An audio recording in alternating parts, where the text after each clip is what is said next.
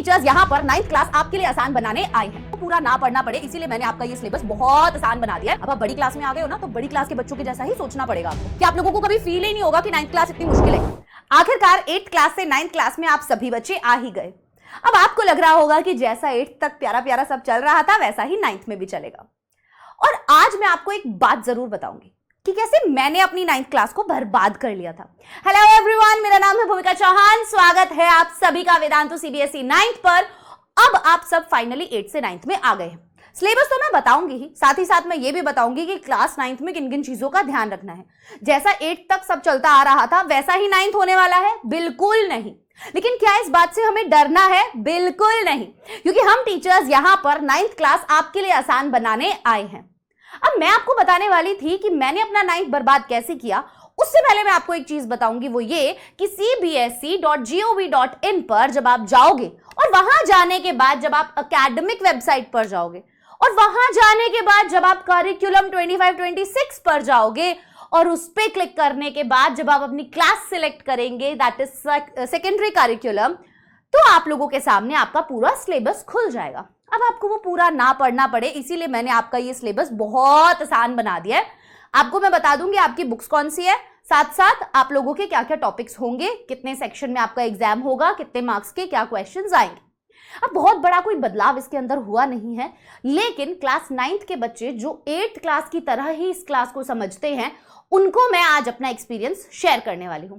मेरे 10th class में बहुत अच्छे मार्क्स आए थे, लेकिन अगर कोई मेरे 9th के मार्क्स पूछ लेना तो मुझे बहुत शर्म आती है बताने में, क्योंकि मैं बहुत बुरे तरीके से बिल्कुल पास होने की कगार पर थी कि भाई जस्ट मैं पास ही हुई हूं 1 से 2 सब्जेक्ट्स में। क्यों? क्योंकि मैंने उन सब्जेक्ट्स को बहुत लाइटली लिया।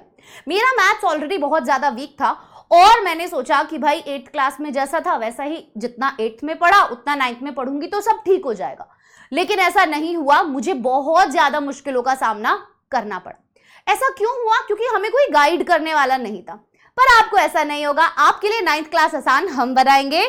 क्या करना है, कैसे करना है, कब करना है, क्या पढ़ना है, कहां से पढ़ना है, सब कुछ आपके लिए प्यारे बच्चों हम करेंगे। ठीक है, तो सबसे पहले एक बार हम अपना सिलेबस देख लेते हैं 25-26 का क्लास 9th के लिए। आप लोगों का 3 सेक्शन में पेपर डिवाइड रहता है। Reading section, writing skills and grammar, language through literature. तो मतलब एक लिटरेचर हो गया, एक राइटिंग और ग्रामर हो गया और एक हमारा अनसीन पैसेज वाला हो गया। ठीक है, तो ये 20 मार्क्स का, ये 20 का और ये 40 का। तो टोटल कितने हो गए? 80 मार्क्स का आपका टोटल पेपर हो गया। बाकी के आपके 20 मार्क्स स्कूल के जो होते हैं असाइनमेंट वगैरह के, वो सब। ठीक है, अब रीडिंग के अंदर 20 मार्क्स है तो आपके 2 पैसेज आपको दिखेंगे, एक होगा डिस्कर्सिव और एक होगा केस बेस्ड। तो 2 अनसीन पैसेज आपको एग्जाम में आएंगे। अब जैसे 8th क्लास में आते थे ना वैसे 9th में नहीं आएंगे। ठीक है, थोड़ा सा लेवल इनका बढ़ जाएगा। अब इनके अंदर ना बच्चा अपना टाइम बहुत वेस्ट कर देता है, तो इनको सही तरीके से कैसे करना है। अब आप बड़ी क्लास में आ गए हो ना, तो बड़ी क्लास के बच्चों के जैसा ही सोचना पड़ेगा आपको। ठीक है, तो इसीलिए क्लास 9th में अगर आप अभी हैं तो एक तो स्टार्टिंग से ही ध्यान दो सब चीजों का। बहुत छोटी छोटी चीजें हैं, तो कुछ भी नहीं करना है तो सबसे पहले जाके अपनी किताबें तो ले आओ। ये वाली गलती मत करना, ठीक है ना। तो किसी बड़े भैया दीदी से लेनी है वो ले लो जो 10th में आ गए हैं, या नई किताबें लेनी है नई किताबें ले लो। आपको सजेस्ट करूंगी नई किताबें लो, क्योंकि नया सिलेबस हो गया है, कुछ चैप्टर्स कट गए थे, इंक्लूड हो गए थे, ऐसी बहुत सारी चीजें चलती है सीबीएसई के अंदर। तो आपको कुछ नहीं करना है, आप अपनी बुक्स ले लीजिए। दूसरी चीज डिस्कर्सिव पैसेज, और ये आपका 20 मार्क्स का आएगा। अब ग्रामर और राइटिंग स्किल्स, ये जो दोनों होते हैं ना, इसके अंदर बच्चे बहुत ज्यादा अपने मार्क्स गंवा भी देते हैं, और कुछ अच्छे बच्चे होते हैं जिन्होंने थोड़ा दिमाग लगाया होता है, प्रैक्टिस की होती है, वो इसके अंदर बहुत अच्छे मार्क्स स्कोर भी कर लेते हैं। तो मैं आपको जब पढ़ाऊंगी ना, तो मैं आपको बहुत इजी तरीके से बताऊंगी कि कैसे केवल ये कुछ रूल्स अगर आप याद कर लोगे ना तो आपको एग्जाम बहुत अच्छा जाएगा। कोई भी क्वेश्चन अगर एग्जाम में आएगा ना तो आप बहुत आराम से उसको कर पाओगे। ठीक है, तो ग्रामर वाला पोर्शन आपका आएगा 10 मार्क्स का। उसके अंदर टॉपिक्स रहेंगे determiners, tenses, modals, subject verb concord, reported speech. ठीक है, ये आपके टॉपिक्स रहेंगे। और गैप फिलिंग, एडिटिंग, ट्रांसफॉर्मेशन, इस तरीके के क्वेश्चन टाइप में आपसे क्वेश्चंस पूछे जाएंगे। तो हम क्लास में भी बिल्कुल वैसे ही प्रैक्टिस करेंगे जैसे एग्जाम में हमसे पूछे जाएंगे। ठीक है, अब राइटिंग वाले सेक्शन में 10 नंबर का ही आएगा ये भी, और यहां पर आपसे एक डिस्क्रिप्टिव पैराग्राफ पूछा जाएगा, स्टोरी या डायरी एंट्री आपसे पूछी जाएगी। तो 5-5 मार्क्स के ये 2 क्वेश्चंस आपके सामने होंगे। ठीक है, अब बारी आ जाती है हमारा लिटरेचर की, जो बहुत ही मजेदार है और साथ ही साथ इसमें तो मैं आपको टिप्स पे सारी चीजें करवा दूंगी। कोई भी क्वेश्चन ऐसा नहीं होगा जो आपको नहीं आता होगा, कोई भी स्टोरी ऐसी नहीं होगी जो आपको नहीं पता होगी। आंसर को कैसे लिखना है, शॉर्ट आंसर को, लॉन्ग आंसर को, हर तरीके के आंसर को आप कैसे लिख सकते हो, वो सब मैं आपको बताऊंगी। ठीक है, तो 10 मार्क्स का और 30 मार्क्स का।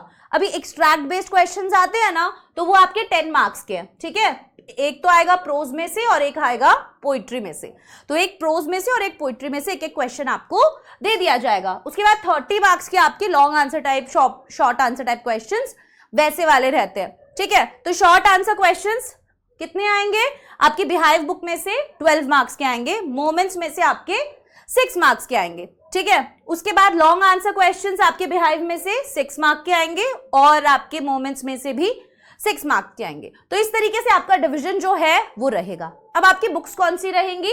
तो आपकी बिहाइव रहेगी the fun they had, sound of music, the little girl, a truly beautiful mind, the snake and the mirror, my childhood, reach for the top, Kathmandu, if I were you, ये आपके chapters रहेंगे। Then poems कौन सी रहेंगी बेटा?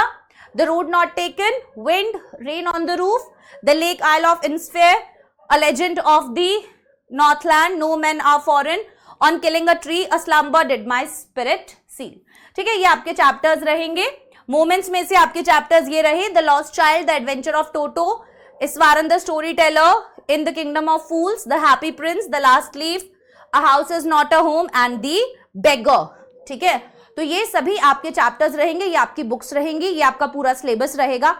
ऐसा कुछ इस सिलेबस में नहीं है। इंग्लिश की गारंटी आपकी मैं लेती हूँ, और बाकी के जो सब्जेक्ट्स हैं वो हमारी टीम आपको इतने अच्छे तरीके से पढ़ाएगी ना कि आप लोगों को कभी फील ही नहीं होगा कि 9th क्लास इतनी मुश्किल है। क्या मैम तो बोल रही थी मुश्किल है, लेकिन मैम ये भी बोल रही थी कि मैं आपको बताऊंगी इसे आसान कैसे बनाया जाएगा। तो आपको सबसे पहले स्टार्टिंग से ही एक डिसीजन लेना होगा, और वो ये कि आपको कहाँ से पढ़ना है, कैसे अपने दिन को मैनेज करना है, आपको कोचिंग जाना है, आपको ट्यूशन जाना है, आपको स्कूल जाना है, आपको ऑनलाइन क्लास लगाना है, तो सब चीजों का मैनेजमेंट आप कैसे करोगे। और अगर आप स्टार्टिंग से ही सब कुछ मैनेज करके चलोगे तो आपकी 9th बर्बाद नहीं होगी।